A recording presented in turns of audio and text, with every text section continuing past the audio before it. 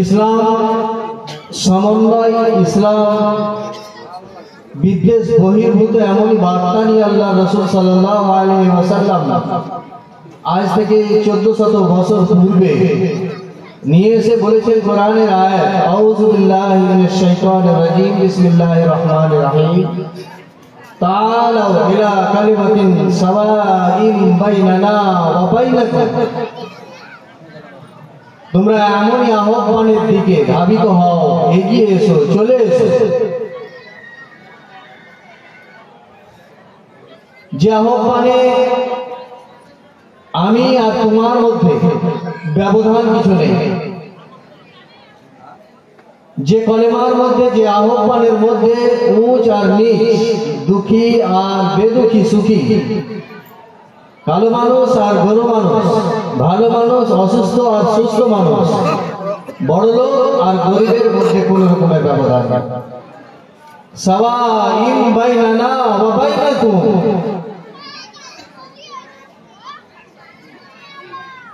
আল্লাহ রাসূল সাল্লাল্লাহু আলাইহি ওয়াসাল্লাম বলেছেন, লা ফাদলা লিআরাবিয়্যিন আলাল আজমিয়্যি ওয়ালা লিআজমিয়্যি আলাল আরাবি ওয়ালা ফাদলা লিল আসওয়াদি আলাল আবয়াজ ওয়ালা লিআবয়াজ আলাল আসওয়াদ।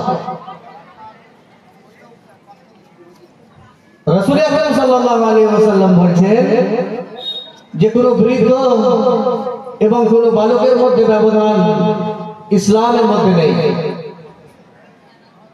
কোন কালো মানুষের গরু মানুষের উপরে কোনো তাৎপর্য নেই, এবং কোন আরবের বাসিন্দা এবং ভারতবাসীর উপরে কোনো তাৎপর্য তার নেই।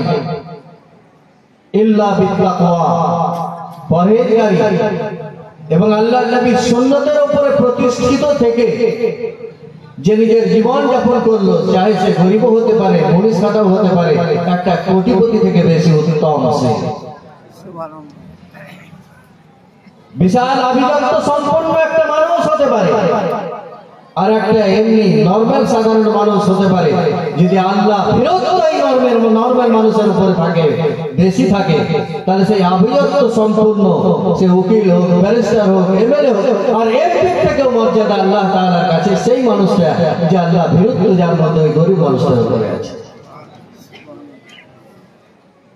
তাহলে এমনই এক কলিমার দিকে তোমরা দৌড়ে চলে এসো, যেটা আমার এবং তোমার মধ্যে কোনো ব্যবধান আমি রাখিনি। আল্লাহ রাসূল সাল্লাল্লাহু আলাইহি ওয়াসাল্লাম বলেছেন, তারই ফলস্বরূপ ফলত আজ গোটা পৃথিবীতে 58খানা মুসলিম কান্ট্রি, যেখানে ইসলামের বার্তা পৌঁছে, দলে দলে মুসলমানরা ইসলাম, দলে দলে মানুষেরা ইসলাম গ্রহণ করছে। এমনই এক ধর্ম ইসলাম, যে ইসলাম ধর্মের মধ্যে যে যত ইসলামকে আঁকড়ে ধরেছে, ইসলামটাকে শুধু মনে করে মানুষে, অনেকে মনে করে যে শুধু নামাজের নাম, মসজিদ এবং মাদ্রাসা এবং মাজার শরীফে সীমাবদ্ধ। মাজারে উরুস করলো মানে মুসলমান, মসজিদ নামাজ পড়ছে মানে মুসলমান, মানে মাদ্রাসা তৈরি করছে, মাদ্রাসায় পড়ছে মানে মাদ্রাসা ধর্মের টুপি লাগিয়েছে, মানে এটার নাম হচ্ছে ইসলাম। ইসলাম বলছে না, পূর্ণাঙ্গ জীবনের বিধান, life system, whole life system, পুরো জীবনের একটা বিধান। কোন কাজ তুমি এমন ভাববে না যে ইসলামের মধ্যে তোমার জন্য অমঙ্গল কিছু ভাবা হয়েছে। সব সিস্টেম ইসলামের মধ্যে পরিপূর্ণভাবে বর্ণনা করা হয়েছে। ইসলামটা শুধুমাত্র একটা ধর্ম যদি বলা হয় যে মসজিদ এবং মাদ্রাসার মধ্যে সীমাবদ্ধ, নামাজ আর রোজার মধ্যে যদি সীমাবদ্ধ, হজ আর যাকাতের মধ্যেই শুধু সীমাবদ্ধ, তাছাড়া ইসলাম কিছু নয়। ইসলাম বলছে, কি বলে, ওয়াইলুল লিল মুতাফফিফিন, ওজনে যারা কম দেয় তাদের জন্য একটি আমি জাহান্নাম তৈরি করে রেখেছি। যারা নামাজ পড়ার সত্ত্বেও সেই ধরনের মুসল্লিদেরকে, সেই ধরনের মুসলমানদেরকে আমি ওই জাহান্নামে ফেলবো যে ওজনে কম দেয়। সেই জাহান্নামটির নাম ওয়াইল। সেই ওয়াইল জাহান্নামে ওয়াইলুন লিল মুতাফফিফিন, যারা ওজনে কম দেয়। ইজা কালু, যখন ওজন করে তখন সে কম দেয়। ফলে আমি ইসলাম বলছি, নামাজ তো পড়লে, নামাজ পড়ার পরে বাজারে গেলে মাছ ওজন করছো, সে সময় কম দেবে। দোকান আছে, দাঁড়ি পাল্লায় যখন চাল চিনি ওজন করছো তখন একটু কম দিয়ে দিলে। ইসলাম বলছে যে এক ফিট তুমি মানলে অপর ফিট তোমার হাত থেকে চলে গেল, আমি চললাম সরে। শুধু নামাজের নাম ইসলাম নয়, শুধু মাথায় টুপি পরার নাম কিন্তু ইসলাম নয়, শুধু ইসলামিক ড্রেস পরে দাঁড়িয়ে রাখার নাম শুধু ইসলাম নয়। ইসলাম আপনার পূর্ণাঙ্গ জীবনের বিধান। ইসলাম আপনাকে ওয়াবিল ওয়ালিদাইনি ইহসানান, দাম্পত্য জীবন কেমন হবে, সাংসারিক জীবন কেমন হবে, ইসলাম আপনাকে ইন্ডিকেট করছে এবং ওখানে নোটিশ করতে বলছে যে তুমি দেখো তোমার বাবা এবং মায়ের প্রতি খেয়াল রাখবে। বৃদ্ধ এবং বৃদ্ধা যারা আছে, খবরদার তোমরা তাদেরকে উপ করতে দেবে না।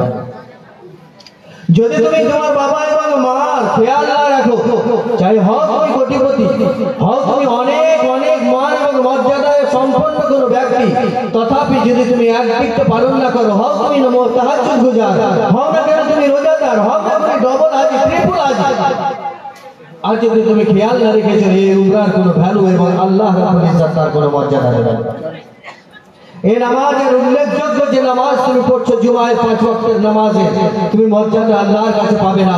তার মানে একটা দিক ইসলামে তুমি পূর্ণ করলে নামাজ পড়ে, অপর দিক তুমি যেটা সামাজিক কর্তব্য, সাংসারিক জীবনে যেটা কর্তব্য, তুমি তোমার স্ত্রীর হক দাওনি, তুমি তোমার বাবা এবং মায়ের খেয়াল রাখবেন।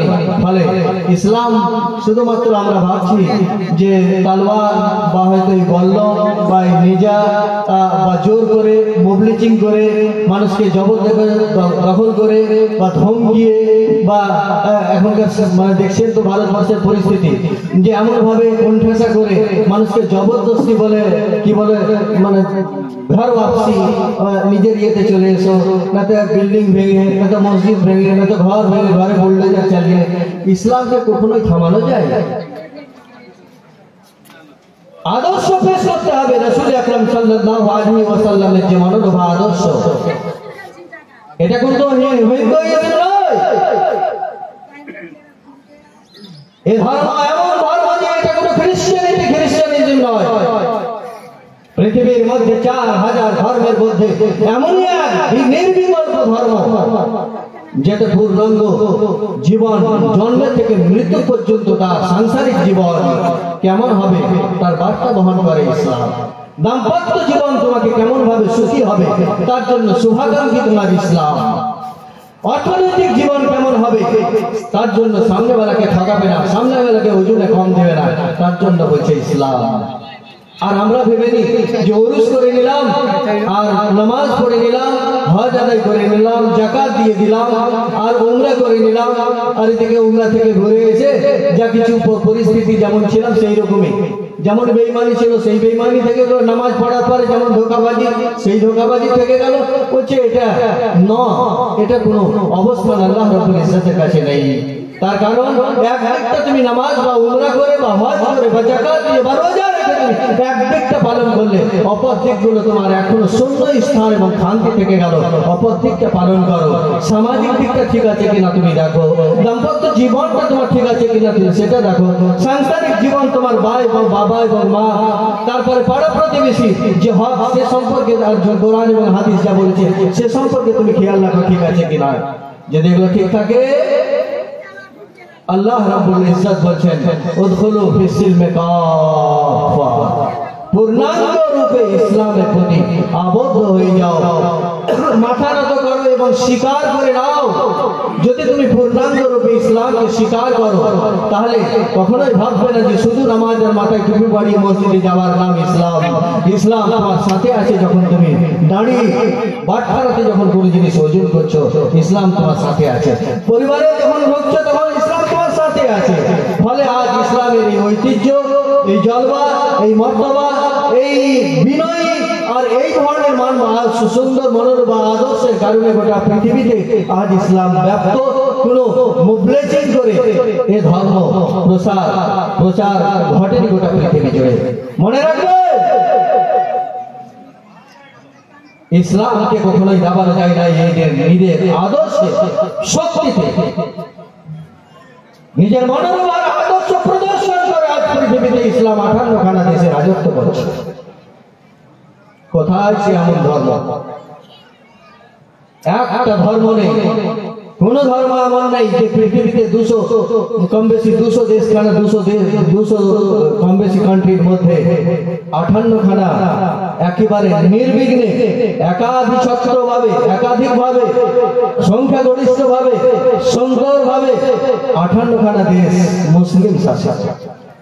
দিকে দিকে আপনি দেখুন ইউরোপের ইতিহাস তুলে ধরুন, আমেরিকার ইতিহাস তুলে ধরুন, আফ্রিকার ইতিহাস, এখনকার সাম্প্রতিক পরিস্থিতি আপনি মূল্যায়ন করলে বুঝতে পারবেন যে অবশ্যই লক্ষ লক্ষ মানুষ ইসলামের দিকে সব মাথা নিচু করে পড়ছে কালেমা লা ইলাহা ইল্লাল্লাহ মুহাম্মাদুর রাসূলুল্লাহ সাল্লাল্লাহু আলাইহি ওয়াসাল্লাম।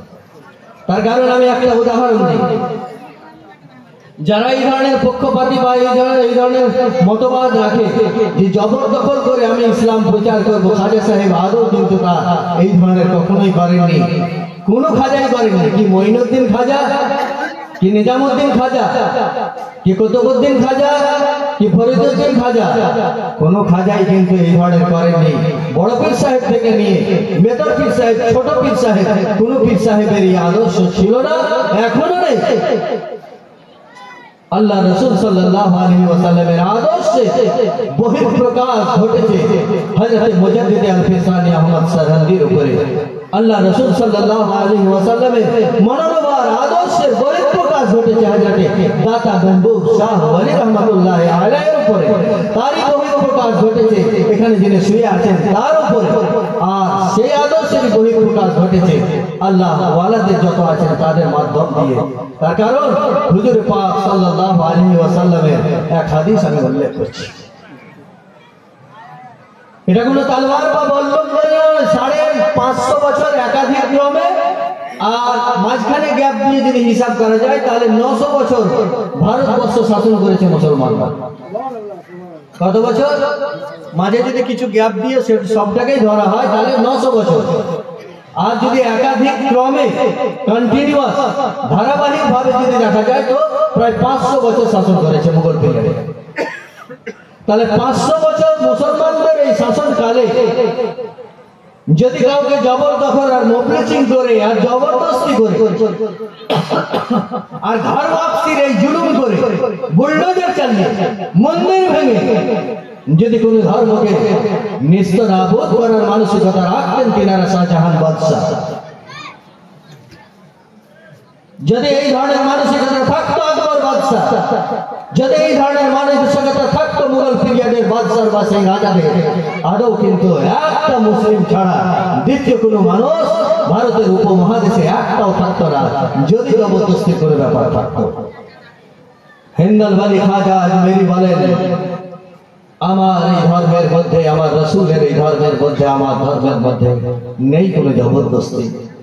তোমাকে যদি আমার আদর্শ ভালো লাগে কাছে এসো, তোমাকে যদি আমার ব্যবহার ভালো লাগে এসো, কাছে এসো।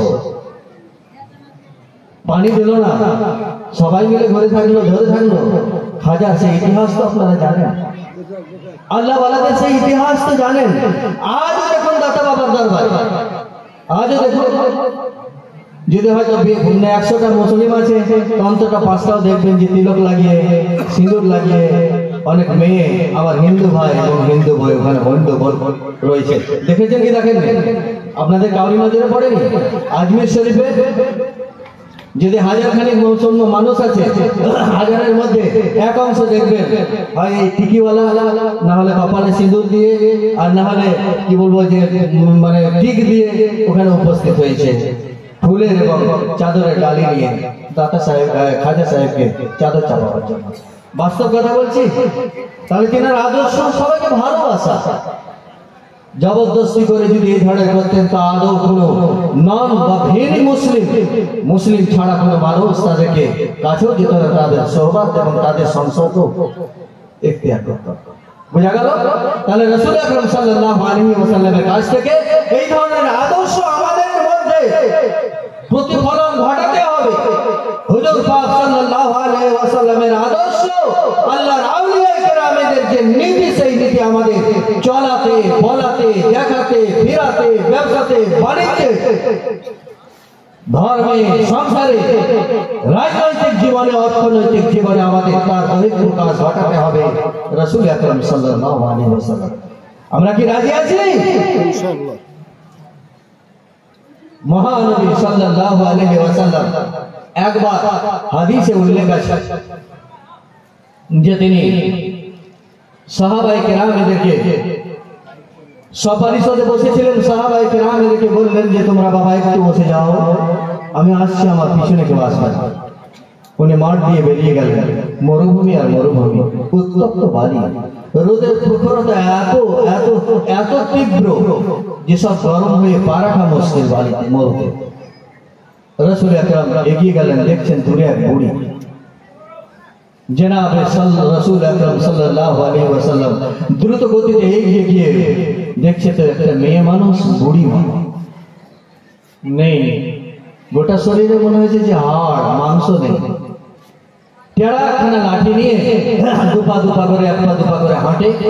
আলান্ত হয়ে গেল, আবার একটু বিশ্রাম নেই, আবার এগিয়ে চলে।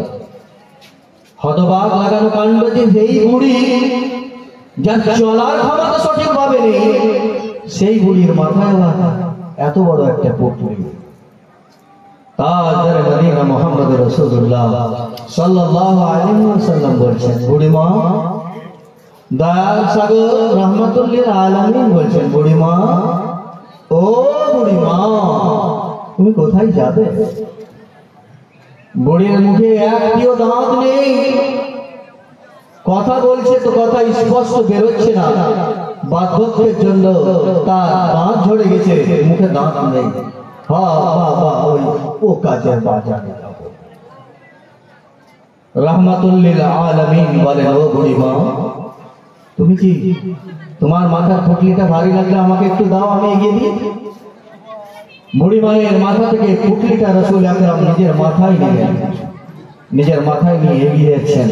হাঁটি হাঁটি পায়ে যখন এগিয়ে গেলেন, রাস্তায় যেতে যেতে জিজ্ঞাসা করছেন, মা, ও বুড়ি, তোমার কেউ নেই?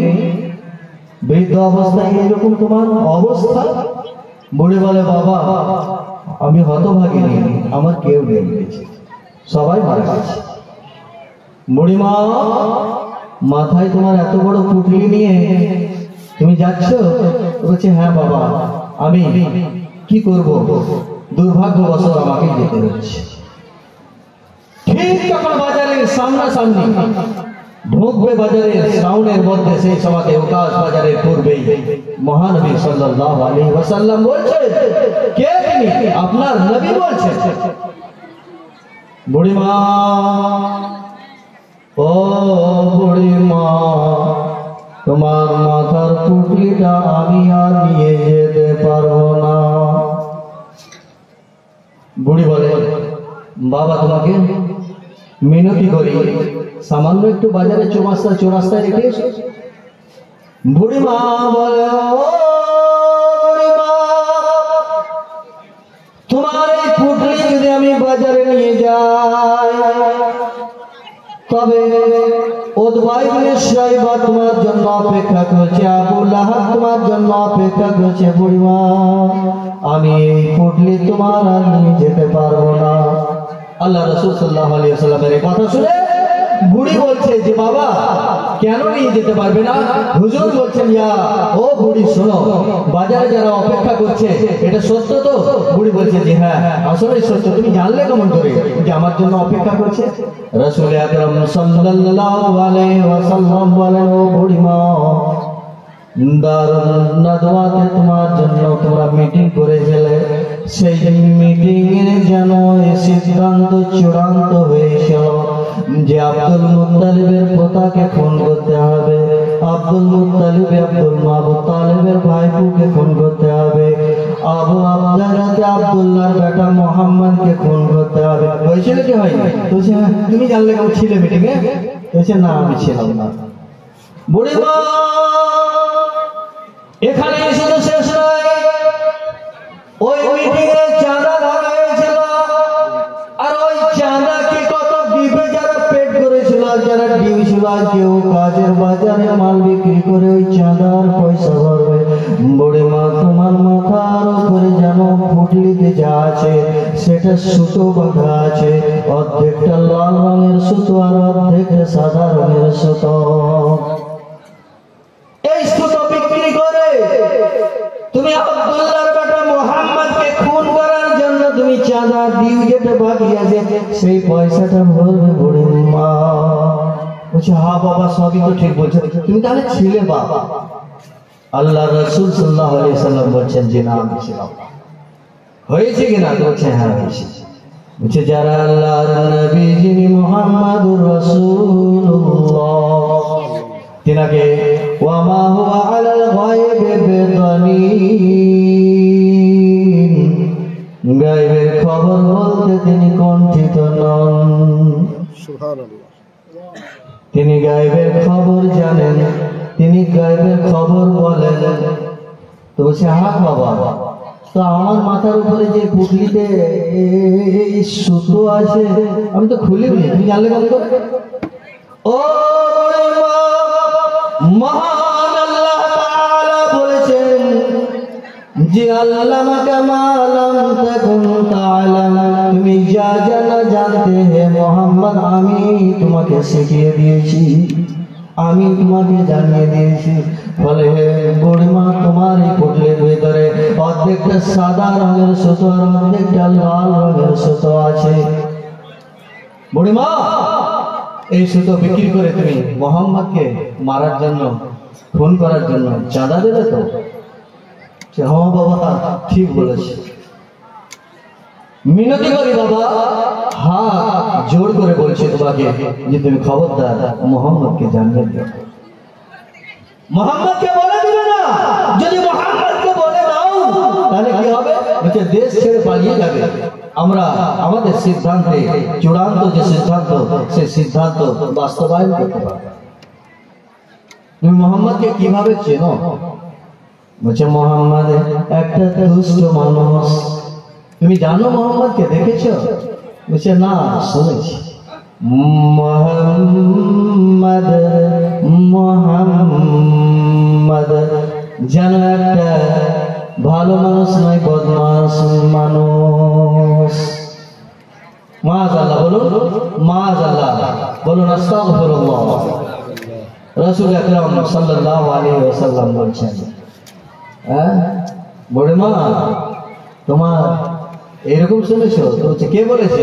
বলছে আবু লাহাব বলেছে, উতবা ইবনে শাইবার মুখে শুনেছি, কাফেরদের যারা সরদার তাদের মুখ থেকে শুনেছি। তো বলছে বুড়িমা এ নাও, মাথাটাকে নামিয়ে দিলেন। ঘাড়ে লেখা ছিল ভাত ওয়াতে মুহাম্মাদুর রাসূলুল্লাহ, এটা খতমে নবুয়ত, যেটা ঘাড়ে লেখা ছিল হুজুর পাক সাল্লাল্লাহু আলাইহি ওয়াসাল্লামের ঘাড়ে। কালি কমলি ঘাড় থেকে নামিয়ে দিলেন, আর ঘাড় থেকে নামিয়ে দিয়ে বুড়িকে বলো বুড়ি পড়ে না। বুড়ি দেখছি লেখা আছে মুহাম্মাদুর রাসূলুল্লাহ। তুমি যে হ্যাঁ বাবা তুমি সেই মুহাম্মদ? বুড়ি তো হতবাক, আরে বাবা তো তুমি যদি মুহাম্মদ হইতো তোমাকে খুন করার জন্য, চাঁদা ভরার জন্য আমি সুতো বিক্রি করে এই চাঁদা দিতাম, আর তুমি সেই মুহাম্মদ আমার এই পুটলিটাকে তুমি নিয়ে গেলে, এত সময় রাস্তা অতিক্রম করে চলে এলে। রাসূল আকরাম সাল্লাল্লাহু আলাইহি ওয়াসাল্লাম বলেন ওয়ালা সাওফা ইউতিকা রাব্বুকা ফাতারদা ইন্নাহু লাখুলুকিন আযীম। মহান আল্লাহ বলেছেন উত্তম আদর্শ উত্তম চরিত্রে হে মুহাম্মদ তোমাকে পাঠালাম। কোন মুবলিসিন নয় যে নামাজ পড়া রত ব্যক্তিকে কেউ এলো এসে টুপিকে নিয়ে দাঁড়িয়ে ধরে মারলে পিছন থেকে ফুটবলের মতো লেস সারা নামাজ পড়বি, হ্যাঁ নামাজ ছাড়, না হলে ভারত ছাড়ো। এ নামাজ ছাড়ো না হলে ভারত ছাড়ো, এতে ধর্ম ব্যাপকতা লাভ আদৌ করবে না।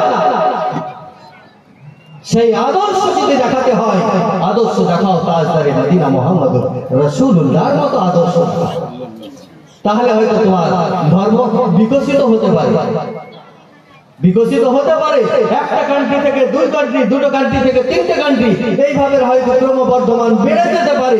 কিন্তু এই মোবলিজিং করে নামাজি ব্যক্তিকে এইভাবে টুপি নামিয়ে দিয়ে দাড়ি ধরে মার পাশাতে 2 লাখ বলে এখানে নামাজ পড়ার জায়গা, জানো না এটা কার রাষ্ট্র, কার এটা ইউপি, এখানে বাবাজি আছে, এখানে ওসব চলবে না বাবা।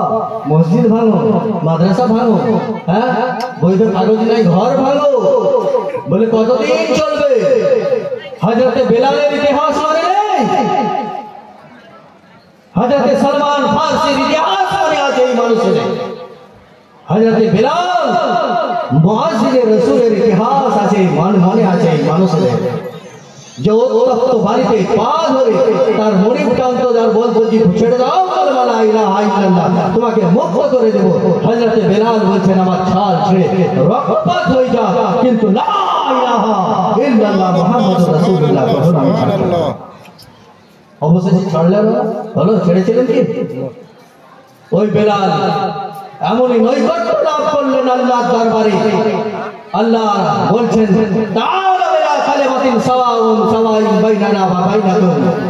বেলাল তোমার রং কালো, বেলাল হযরতে বেলাল তোমার রং কালো, দেখতে ডাকার মতো মুখ, হাবশি তো আফ্রিকার লোক, দেখতে তোমার ভাষা ভালো না, কথা একটু ততলিয়ে বলো, আজানের সুর ভালো নয়, ফ্যাসফিসে গলা। আল্লাহর হুকুম হলো ইয়া রাসূলুল্লাহ আপনার মুআজ্জিনে রাসূল বেলালই হবে। তার কারণ এখানে আল্লাহর কাছে যে তাকওয়া ভীরু, আল্লাহ ভীরু, নবী প্রেমিক যে যত বেশি আল্লাহর কাছে সে তত পছন্দনীয় বিষয়, যত নিকটবর্তী। এখানে আল্লাহর কাছে টাকা পয়সা দিয়ে হুজুর করে বিচার করা হয় না, এখানে মান সম্মান দিয়ে আল্লাহর কাছে বিচার করা হয় না, এখানে 4 তলা বাড়ি আর 5 তলা বাড়ি দিয়ে আল্লাহর কাছে বিচার করা হয় না। এখানে বিচার করা হয় না কার বাহুবল আছে, সেই বাহুবল দিয়ে আল্লাহর কাছে বিচার করা হয় না।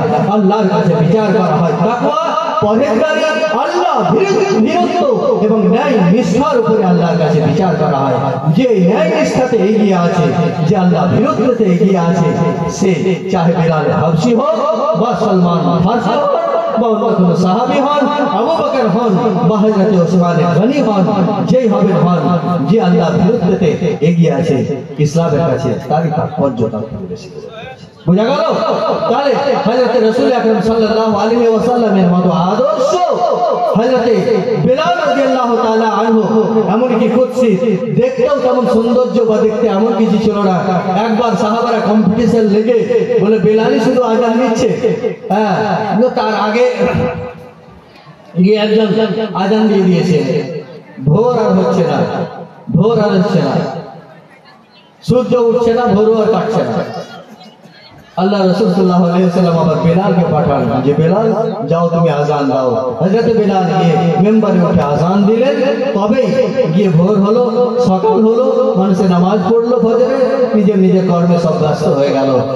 ওই বেলাল যে বেলালের খড়মের আওয়াজ শবে মেরাজ রাসূল আকরাম সাল্লাল্লাহু আলাইহি ওয়াসাল্লাম জান্নাত থেকে শুনেছিলেন যে বেলাল হাঁটছে খড়মের আওয়াজ, মাটিতে আসছে, রাসূল আকরাম জান্নাতে গিয়ে শুনছেন, এসে বলছেন যে বেলাল খড়মের আওয়াজ ওখান থেকে আমি শুনলাম। তাহলে ইসলামের এই আদর্শ এবং ইসলাম যে প্রসার এবং প্রচার গোটা পৃথিবী জুড়ে হয়েছে, আজ হচ্ছে হাজারে হাজারে মানুষ, লক্ষ লক্ষ মানুষ ইউরোপে, অসংখ্য মানুষ দিনের পর দিন ইসলাম তারা গ্রহণ করছে, নর নারী নির্বিশেষে তারা ইসলাম গ্রহণ করছে। তো সেই পরিপ্রেক্ষিতে আমাদের ভয়ের কিছু নেই। আমরা তো আল্লাহ নবীর আদর্শে আমাদের মন, নবী মুহাম্মদুর রাসূলুল্লাহ চলা ফেরা, তার গতি বিধিকে আমাদের বাস্তব জীবনে পাথেয় করে নেওয়াটাই আমাদের সম্বল। এটাকেই সম্বল, এটাই ঈমান, এটাই হচ্ছে আমাদের সম্পত্তি, এটাই হচ্ছে আমাদের বিরাসতের মাল, এটাই হচ্ছে আমাদের পৈতৃক সম্পত্তি। এই সম্পত্তিকে বুকে নিয়ে, এই সম্পত্তিকে মাথায় নিয়ে আমাদের ভাইরা মুসলমান ভাই আব্দুর রহমান এগিয়ে যায়। এই সম্পত্তিকে নিজের মনের এই সম্পত্তি, ইমানের সম্পত্তি মনে করে আমাদের এগিয়েছেন হযরতে নিজামউদ্দিন আউলিয়া, এগিয়েছেন হযরতে দাতা মাহবুব শাহ, এগিয়েছেন কুতুবউদ্দিন বাখতিয়ার কাকি, এগিয়েছেন হযরত এখানে যিনি শুয়ে আছেন আকরতলায়, তিনি এগিয়েছেন তিনার মুর্শিদ, এগিয়েছেন আরো যারা আছেন তিনার মুর্শিদ। এইভাবে আল্লাহর রাসূলের এই আদর্শকে এগিয়ে গিয়েছেন। বুঝা গেল? তাহলে কখনোই ভাববেন না যারা এই ধরনের ভাবে যে জবরদখল করে, জবরদস্তি করে, মবলিচিং করে, মার করে, আতঙ্ক ধরিয়ে আমার ধর্ম প্রচার করব, এটা কখনোই সম্ভব নয়। যদি তোমার মধ্যে সে ক্ষমতা সেই আছে, তাহলে আদর্শ শক্তি দিয়ে তুমি মনোরূপা আদর্শ শক্তি দিয়ে মানুষকে ভালোবাসার মাঝখান দিয়ে সম্ভব হলে ওইটাই সম্ভব হতে পারে। তাছাড়া অন্য কোনো অস্ত্র নেই পৃথিবীতে। বন্দুক দিয়ে নয়, অ্যাটম বম দিয়ে নয়, একে 47 দিয়ে নয়, মুখের বাক আর মুখের অসংলগ্ন কথাবার্তা দিয়ে নয়। যদি তুমি চাও নিজের মতো করতে, যদি চাও নিজের কাছে আনতে, যদি চাও নিজের গণ্ডের ভিতরে, নিজের আওতার ভিতরে কাউকে টেনে আনতে, তাহলে তুমি তোমার আদর্শ ভালোভাবে করো, যেন মানুষ প্রশংসা করে। আদর্শ তুমি মুহাম্মদুর রাসূলুল্লাহর মতো করো, তবে তুমি তোমার ধর্মে যেন সার্থক। আর যদি তুমি এই ধরনের আদর্শ না দেখাতে পারো, মসজিদ কি বলবো যে বংশের উঁচ আর নিচের এই বৈষম্য যদি তুমি বজায় রাখো, যে অমুক মন্দিরে ঢুকতে পারবে আর অমুক ঢুকতে পারবে না, অমুক মন্ত্র পাঠ করতে পারবে আর অমুক মন্ত্র পাঠ করার অধিকার নেই, এই ধরনের যদি কারোর মধ্যে থেকে থাকে, ইসলাম বলে আমার এই কোরআন পড়ো, আলহামদুলিল্লাহ রাব্বিল আলামিন। একটা সৈয়দ যদি কেউ পিছনে আছে, একটা গরিব মানুষ ইমাম সাহেব তিনি পড়ছেন নামাজের মধ্যে, তার পিছনে একটা বড় লোকও আছে, তার পিছনে একজন কোটিপতিও আছে, তার পিছনে একজন এমএলএ, এমপি, রাজা, বাদশাহ নামাজ পড়ছে, আকবর বাদশাহ নামাজ পড়ছে, শাহজাহান বাদশাহ নামাজ পড়ছে, একজন গরিব ইমাম সাহেবের পিছনে বলছে আলহামদুলিল্লাহ রাব্বিল আলামিন। বড় লোকের যেমন অধিকার আছে কোরআন তেলাওয়াত করার, মান মর্যাদা সম্পন্ন মানুষের যেমন অধিকার আছে কোরআন পাঠ করার, পুরুষদের যেমন অধিকার আছে কোরআন পাঠ করার, মেয়েদেরও অধিকার আছে কোরআন পাঠ করার। এমনই ধর্ম যে কোনো বর্ণ বৈষম্য এখানে নেই, যে তুমি ঘন্টা বাজাতে পারবে আর তুমি নিজ জাতের ঘন্টা বাজাতে পারবে না, তুমি বড় জাতের মন্দিরে প্রবেশ করতে পারবে আর তুমি ছোট জাতের মন্দিরের সিঁড়িতে ওঠার তোমার অধিকার পারবে কি নেই। কোরআন বলে, হাদিস বলে, হাইয়া আলাস সালাহ, হাইয়া আলাল ফালাহ। নেকির দিকে তোমরা যে যেমনই আছো, গরলোক হলেও চলে এসো, নামাজের দিকে তোমরা ধাবিত হয়ে যাও জুমার মসজিদে। যদি বড় লোক হয় তো বয়েছো, মুনিশ ফাটা হয় তো বয়েছো, যদি ল্যাংড়া হয় তো বয়েছো, কানা হয় তো বয়েছো, হাত যদি আপাহি হয় তো বয়েছো, মৌলানা হয় তো বয়েছো, আর যদি জাহেল হয় তো বয়েছো। হাইয়া আলাস সালাহ। ইসলাম এমনই পূর্ণাঙ্গ একটা জীবনের বিধান যে ইসলামে উঁচু নিচুর কোনো ব্যবধান নেই, ভালো এবং মন্দের মধ্যে কোনো পার্থক্য নেই। ইসলামে এমনই এক ধর্ম যে ধর্মের মধ্যে তাআলাউ ইলা কালিমাতিন, এমনই এক আহ্বানের দিকে তোমরা সবাই মিলে ধাবিত হয়ে যাও, যে বাণীর মধ্যে কোন রকমের কোনো বড় ছোট উঁচ নিচ, আরববাসী আর ভারতবাসী, বাংলাদেশবাসী আর আফ্রিকাবাসীর মধ্যে কোনো ব্যবধান নেই। যেটা প্র্যাকটিক্যাল নমুনা মুহাম্মদুর রাসূলুল্লাহ দেখিয়ে দিয়েছেন, যে হযরতে বিলালকে এত সুন্দর সুন্দর লোক থাকা সত্ত্বেও হযরতে বিলালকে এমন জায়গা দিয়ে দিলেন, যে জায়গাতে এমন মর্যাদা দিলেন যে জান্নাত থেকে খড়মের আওয়াজ শুনতে পেলেন। তাহলে বোঝা গেল যে হুজুর প্রমাণ করে দেখালেন যে লা ফাদলা লি আরাবিয়্যিন আলা আজমি। সেটা আজমের লোক, আরবি ছিলেন না উনি। সলমান ফার্সি কোথাকার? রোমের ছিলেন। সেই রোম দেশ থেকে সলমান ফার্সি এসেছিলেন, আরবিয়ান ছিলেন না তো। কিন্তু সেই সলমান ফার্সির মর্যাদা, ইতিহাস পড়ো সলমান ফার্সির মর্যাদা, হাদিস পড়ে দেখুন সলমান ফার্সির মর্যাদা ইসলামের মধ্যে পড়ো। তাহলে এখানে আরব বা বেআরব, বয়স্ক মানুষ আর ছেলে মানুষ হ্যাঁ, কোনো ব্যবধান ইসলামের মধ্যে। বোঝা গেল কথাগুলো? নেই। তবে মনে রাখতে হবে বাস্তব রূপে সেই আল্লাহ ওয়ালাদের আদর্শকে আমাদের কর্মজীবনে বাস্তবায়িত করতে হবে। যদি বাস্তবায়িত করতে পেরেছি তবে আমরা মানুষ হিসাবে সার্থক। আর যদি বাস্তবায়ন না করতে পেরেছি, ওদের মতো সেই মোবলিচিং কি বলবো, জবরদখল, জবরদস্তি, মা পিট, দাঙ্গা, জিন্দা পুড়িয়ে দেওয়া, কতল করে দাও, এই ধরনের মানসিকতা যদি থাকে তাহলে আল্লাহ নবী বলছেন যে আমার মধ্যে তুমি শামিল হও। ইমাদাতুল আযানি তারিক শুবাতুন মিন শুবিল ঈমান, বুখারী শরীফ। পথ দিয়ে যখন হেঁটে যাবে কষ্টদায়ক কোনো বস্তু যদি পড়ে থাকে, ইমাদাতুল আযান, বস্তুদায়ক কষ্টদায়ক বস্তু যদি কিছু পড়ে থাকে সেটাকে সরিয়ে দাও। তুমি লক্ষ্য রাখবে না যে কোনো হিন্দু আসছে না মুসলমান, বলে হিন্দু এলে থাকবে সালার বেটা সালাই করবে না, ও তোমার হিন্দু ভাই, কষ্ট পেতে পারে।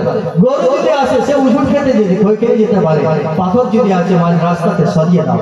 কাঁটার যদি কোনো লগড়া খেজুরের আগড়া খেজুরের ডাল যদি পড়ে আছে, বাবুলের কোনো কাঁটা পড়ে আছে, ডাল পড়ে আছে, সেটাকে শাখাটাকে সরিয়ে দাও। যেন তোমার পিছনে যে আসছে সে হয়তো বেখেয়ালিতে পা দিয়ে কষ্ট পেয়ে যেতে পারে, আর এই কষ্ট যদি পেয়ে যায় তাহলে এটা তোমার ইমানের অঙ্গ নয়। তুমি যেন ইসলামের একটা দিক ছেড়ে দিলে, ইমাদাতুল আযানি তারিক শুবাতুন মিন শুবিল ঈমান, এটা তোমার ইমানের অঙ্গ, যে রাস্তা থেকে তুমি সরিয়ে দাও। এবারে যদু আসছে না মধু, আব্দুর রহমান আসছে না আব্দুল কাদের, ও দেখে লাভ নেই। শ্যাম সুন্দর আসছে না, হরিপ্রসাদ আসছে, ও দেখে লাভ নেই। গরু আসছে না, মোষ আসছে, ওটা দেখে লাভ নাই। পথে যেটা আছে সেটাকে তুমি সরিয়ে দাও, পিছনে আনেওয়ালা কোনো ব্যক্তি যেন কষ্ট না পায়। তাহলে এত সুন্দর স্বচ্ছ ইসলামের বার্তা গোটা পৃথিবী জুড়ে চ্যালেঞ্জ, এমন ধর্ম কেউ উপস্থাপন করতে পারেনি, আগেও পারেনি, আগামীতেও পারবে না, এখন তো সাম্প্রতিক এই কালেও নেই। বোঝা গেল? তাহলে অত সহজ নয় যে ইসলামকে মিটিয়ে দেব। দুটো মসজিদ ভেঙে ইসলাম মিটিয়ে দেব, দুটো মানুষের মাথার টুপিকে ভাঙিয়ে দিয়ে বেইজ্জত করে ইসলাম মিটিয়ে দেব, মুসলমান সরিয়ে দেব। আরে তুমি কি মুসলমান সরাবে? এ তো মহান আল্লাহ রাব্বুল ইজ্জত বলেছেন, নাহনু নাযালনাল কুরআন ওয়া ইন্না লাহু লাহাফিজুন। আমি এই কোরআন নাজিল করেছি, এই কোরআনের বিধান নাজিল করেছি, আমি এই ইসলাম নাজিল করেছি, আমি এই নামাজ নাজিল করেছি। তুমি কি নামাজ মিটাবে? তুমি কি কোরআন মিটাবে? তুমি কি মুসলমান মিটাবে? আল্লাহ আপনার দায়িত্ব নিয়েছে, কোরআনের দায়িত্ব স্বয়ং আল্লাহ রাব্বুল ইজ্জত নিজে নিয়েছেন। তো তুমি কি মিটাবে? বুলডোজার, হাজারো বুলডোজার কোন দিকে যখন চলে আসবে, আলাম তারা কাইফা ফাআলা রাব্বুকা বিআসহাবিল ফিল, সুবহানাল্লাহ, সুবহানাল্লাহ, কি করবে তুমি? মাজার ভেঙে বিদ্বেষ ছড়িয়ে তোমার ভাবমূর্তি নষ্ট হচ্ছে, তোমার ধর্ম বিদ্বেষ ছড়িয়ে ভাবমূর্তি নষ্ট হচ্ছে, তোমার ভাবমূর্তি নষ্ট হচ্ছে, তোমার যারা মানে কি বলবো যে ধর্ম যাজক আছে তাদের ভাবমূর্তি নষ্ট হচ্ছে, তোমাদের যারা উপরে আছে তাদের সহ তোমার ধর্মের ভাবমূর্তি নষ্ট। প্লিজ করো না, প্লিজ। তুমি তোমার লাকুম দীনুকুম ওয়া লাকুম ওয়ালিয়া দীন, তুমি তোমার ধর্মে থাকো, এদেরকে এদের ধর্মেতে থাকতে দাও। আদৌ ভাবমূর্তি নষ্ট করে লাভ নেই। মহানবী সাল্লাল্লাহু আলাইহি ওয়াসাল্লামের এই বার্তা হযরত আব্দুল মুত্তালিবের হাদিস বলে দিচ্ছি। হযরত আব্দুল মুত্তালিব রাদিয়াল্লাহু তাআলা আনহু নবী পাক সাল্লাল্লাহু আলাইহি ওয়াসাল্লামের জন্ম অর্থাৎ মানব দেশে আব্দুল্লাহ পৃষ্ঠ মা আমিনার গর্ভ থেকে যেদিন জন্ম নেবেন তার থেকে 40 দিন পূর্বে, কদিন পূর্বে? 40 দিন পূর্বে আব্রাহা বাদশাহ, জালেম বাদশাহ, সে কাবা বাইতুল্লাহ মসজিদে হারামে যে কাবা শরীফ, সে কাবা শরীফকে ভাঙতে এসেছে। ইতিহাস আপনাদের অনেকের জানা আছে। আল্লাহ রাসূল সাল্লাল্লাহু আলাইহি ওয়াসাল্লাম তখন আসেন, কোরআন বলছে আলাম তারা কাইফা ফাআলা রাব্বুকা বিআসহাবিল ফিল। আলাম তারা, হে নবী আপনি কি দেখেননি? নবী তো আসেইনি। আলাম তারা কাইফা ফাআলা রাব্বুকা বিআসহাবিল ফিল, হে নবী আপনি দেখেন না? ফাআলা রাব্বুকা বিআসহাবিল ফিল, ওই হস্তিবান সাথে তোমার প্রভু কি করলো সেটা কি তুমি দেখো কি করলো শোনো। তারপরে বলছে যে আব্রাহা বাদশাহ সেই হাতি নিয়ে কাবা শরীফ ভাঙতে আসছে। হযরতে আব্দুল মুত্তালিব সেই সময় ছাগলগুলোকে গাঁঠা খুলে লাঠি নিয়ে একটা মানে কি বলবো একটা ছোট লাঠি নিয়ে ডাকাতে যাচ্ছে, চড়াতে যাচ্ছে। মক্কা নগরের লোকেরা বলছে ওগো আপনি তো কাবা শরীফের মতো বললি, কাবা শরীফের আপনি সেক্রেটারি, কাবা শরীফের আপনি ক্যাশিয়ার, কাবা ঘরের আপনি আল্লাহর ঘরের সব কিছু আপনি দেখাশোনা ঝাড়ু ঝাঁটা সবই করেন। তো কাবা তো আপনার ইয়েতে কাবা শরীফটা নিয়ন্ত্রিত হয়। তো কাবা শরীফ ভাঙতে আসছে আব্রাহা বাদশাহ, ও দেখেন দূর থেকে কত বড় বড় হাতি দেখছেন, হ্যাঁ সবে সবে হাতি চলে আসছে ভাঙতে, তো আপনি কিছু ব্যবস্থা করুন। হযরতে আব্দুল মুত্তালিবের জবাব শুনুন। হযরতে আব্দুল মুত্তালিব বলছেন ও কাবা কার ঘর? বলছে আল্লাহর ঘর। আর এই ছাগল ঘরের মালিক কে? বলছে আল্লাহ। আর এই ছাগলগুলো মালিক হচ্ছে আমি, এই ছাগলগুলোর মালিক আমি আমার ছাগল চড়াতে চললাম। আর ঘরের মালিক কে? সে ঘরের হেফাজত করে। ছাগল আমার বলে আমি ছাগলের হেফাজত করছি, ওদের হাতিগুলোকে হয়তো মেরে টেরে দিতে পারে, ওই জন্য ছাগলগুলোকে আমি সরিয়ে নিয়ে চলে যাচ্ছি। আর বাকি ঘরের যে মালিক তিনি রহমানুর রহিম, তিনি আল্লাহ রাব্বুল ইজ্জত, তিনি তিনার ঘরের হেফাজত করবেন। আমি আমার মালের হেফাজত ছাগলের হেফাজত করতে আমি চললাম, ছাগলগুলোকে ডাকিয়ে নিয়ে চলে গেলাম। অবশেষে হলো কি আলম তারা কাইফা ফাআলা রাব্বুকা বিআসহাবিল ফিল আলম ইয়াজআল কাইদাহুম ফি তাদলিল ওয়া আরসালা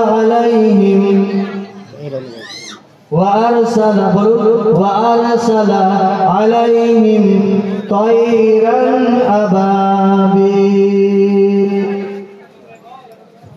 তয়রান মানে পাখি, আবাবিল যার নাম, আবাবিল পাখি, ঝোড়দার ঝোড়, একেবারে হাজার হাজার নয় লাখ লাখ ছোট ছোট পাখি। তারমিহিম বিহিজারাতিন মিন সিজিল। আরে এটা কোনো বেরেলি क्या तौकीर রেজার ঘর নয়, এটা কাবা শরীফ। তুমি কি করবে ঘর ভেঙে? তৌকির রেজা, আল্লাহ তাআলা হাজারো তৌকির রেজা এই ধরনের ঘরকে নিস্তানাবুদ করে আল্লাহর নামে, নবীর নামে, আই লাভ মুহাম্মাদের নামে সব কিছু কুরবান করে দেওয়ার মতো ভারতবর্ষে হাজার নয় লক্ষ নয় কোটি কোটি মুমিন ও মুসলমান রয়েছে। ঘর ভেঙে তুমি পাত্তা পাবে না। তারমিহিম বিহিজারাতিন মিন সিজিল, সেই ঠোঁটে পাথর তিনটে করে কাঁকর নিয়ে এসেছিল পাখি। উপর থেকে যখন ছুড়লো তো একেবারে এক একটা হস্তিবান সহ হাতি সহ হস্তিবান একেবারে ধসে নিচে চলে গেল। এত ওজন, সামান্য কাঁকর, কিন্তু তার মধ্যে আল্লাহ এত শক্তি দিয়ে দিলেন যে একেবারে ধসে সব এক এক করে সব নিস্ত না হাই রে পাখি উপরে মাথার উপরে চিক চিক চিক চিক করছে, আর একবারে গোটাই ধরে নিয়েছে। গোটাই ধরে নিয়ে কাবা পর্যন্ত পৌঁছতেই পারলো না। হাতির সুরে কাবা ভাঙবে কি তার আগে সব হস্তিবান আব্রাহা সব কিছু নিস্তানাবুদ হয়ে গেল, একবারে ঠান্ডা হয়ে পড়ল। কোরআন বলে তারমিহিম বিহিজারাতিন মিন সিজিল ফাজালাহুম কাআসফিন মাকুল, তারা যেন পাতার এবং খুশির মতো সব উড়ে গেল, শেষ হয়ে গেল, নিঃশেষ হয়ে গেল, ধ্বংস হয়ে গেল, আর অবশিষ্ট কিছুই থাকলো না। আল্লাহর শক্তির আগে তোমার শক্তি নাই বাবাজি। আছে তুমি যতই গেরবাদারি হও, আল্লাহ যখন আবাবিলের সে খাদেমগুলো চলে আসবে, এবার তখন তো পাখি রূপে এসেছিল, এখন কি রূপে আসবে এই মুমিনদের উপরে, মুমিনদের বাঁচাবার ক্ষেত্রে সে তো আল্লাহই জানেন। আল্লাহ বলেছেন ইন্না নাহনু নাযালনাল কুরআনা ওয়া ইন্না লাহু লাহাফিজুন, আমি এই কোরআন নাযিল করেছি, আমি হেফাজত তার করব। আমি এই কাবা আমি যেমন হেফাজত করেছি, আমি তেমনি মুমিন ব্যক্তিরা আমার या अय्यतुहन नफ्सुल मुतमइन्ना इरजिई इला रब्बिकी रादियाताम मर्दिया फदखुली फी इबादी। আমার বান্দার মধ্যে তোমরা শামিল হয়ে যাও, নবীর আদর্শ তোমাদের মধ্যে প্রতিফলিত করো, প্রতিফলন ঘটাও। তুমি আমার বান্দার মধ্যে শামিল হয়ে যাও। ফদখুলি ফি ইবাদি ওয়াদখুলি জান্নাতি। তোমার হেফাজতের দায়িত্ব আমি নিয়েছি, তোমার হেফাজতের দায়িত্ব কাবার যেমন নিয়েছি, মসজিদের হেফাজতের দায়িত্ব আমার, এই ইসলামের হেফাজতের দায়িত্ব আমার। কে ইসলামকে মিটাতে পারে? तलवार देखिए, बल्लम देखिए, बमार बारूदा दुटो गुली रेखे दुटो मानुषके मेरे दिए आदौ कखनो इस्लाम ना मिटेছে ना मिटবে ना आगामी दिनेও কেউ মেটাতে পারবে। একবার নিশ্চিত রূপে জেনে থাকবেন যে ইসলাম আল্লাহ প্রদত্ত এমন এক দিন যেটা মুহাম্মদুর রাসূলুল্লাহ সাল্লাল্লাহু আলাইহি ওয়াসাল্লামের উপরে নাজিল হয়েছে এবং আল্লাহ তাআলা বলেছেন যে আল ইয়াউমা আকমালতু লাকুম দীনাকুম ওয়া রাদিতু লাকুমুল ইসলাম দীনা। এই ধর্ম তোমার উপরে আমি নাজিল করেছি। এটা শুধু নামাজ এবং রোজার মধ্যে সীমিত নয়।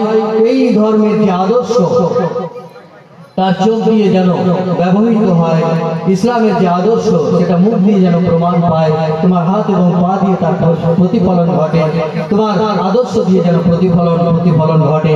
এটাই হচ্ছে ইসলামের সঠিক দিক এবং দিশা। শুধুমাত্র উরুস করে নিলাম আর মুসলমান নিজেকে পরিচয়, শুধুমাত্র হয়তো জুমার নামাজ পড়ে নিলাম আর এদিকে যত রকমের অন্যায় সব আমার সাথে আছে বলে মুসলমান, যত রকমের অন্যায় অত্যাচার সব ফ্যামিলিতে, যত রকমের অন্যায় অত্যাচার পাড়া প্রতিবেশীতে, যত রকমের অন্যায় অত্যাচার মা এবং বাবার সঙ্গে, আরে আমি নামাজ পড়ে নিয়ে জুমা বলে আমি বড় মুসলিম। আদৌ লজ্জিত হবেন আল্লাহ ওয়ালারা। সংশোধন হও নিজেকে, চেষ্টা করো। উদখুলু ফিস-সিলমি কাফা। নামাজ যেমন পড়ছো সঙ্গে সঙ্গে যেন তোমার চলন বলন ফেরন দৃষ্টি হাত এবং পা সবটাই যেন তোমার একটা নিয়ন্ত্রণের মধ্যে থাকে। ইসলাম আপনার কল্যাণ সাধনা করে, ইসলাম মানুষের জন্য কল্যাণ কামনা করে, সমস্ত জীবনে রাজনৈতিক জীবনে কল্যাণ কামনা করে, দাম্পত্য জীবনে কল্যাণ কামনা করে, সাংসারিক জীবনে কল্যাণ এবং রাজনৈতিক জীবনে এবং অর্থনৈতিক জীবনে ধর্মীয় জীবনে কল্যাণ সাধন করে। শুধু নামাজ পড়তে হবে, তার সাথে সাথে নিজের আদর্শ পরিবর্তন ঘটাতে হবে। মনে রাখবে, রোজা রেখে নিলাম, উমরা করে নিলাম, পয়সা আছে, রিটায়ার হয়েছি, উমরা করে নিলাম, স্পেশাল সফর উমরা, কেউ 1 লাখ টাকায় করছে, ইনার আবার 2 লাখ টাকা 1.5 লাখ টাকা স্পেশাল। এই স্পেশাল উমরা করে নিলাম, ভালো কথা, কিন্তু স্পেশাল উমরার পরে এসে যেন তোমার আদর্শের পরিবর্তন ঘটে, তবেই তুমি পাকা উমরা হাজি।